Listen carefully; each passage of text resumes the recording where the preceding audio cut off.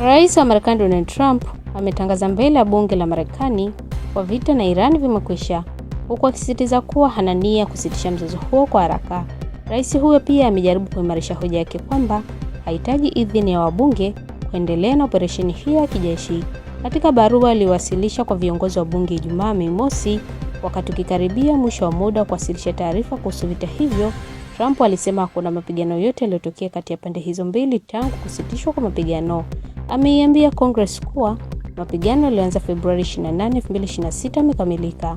Kwa mujibu wa sheria ya madaraka ya vita vya mwaka 1973 nchini Marekani, rais anaweza kutumia nguvu ya kijeshi bila idhini ya wabunge kwa siku 60 pekee. Baada ya hapo anatakiwa kusitisha operesheni kupata idhini ya wabunge au kuomba nyongeza siku 30 endapo kuna dharura ya kijeshi inahusiana na usalama wa majeshi ya Marekani wakati wa uondoaji. Trump pia amesema Marekani haina mpango wa kusitisha mapambano na Iran mapema, akionya kuwa kufanya hivyo kunaweza kusababisha tatizo lile lile kujirudia baada ya miaka michache.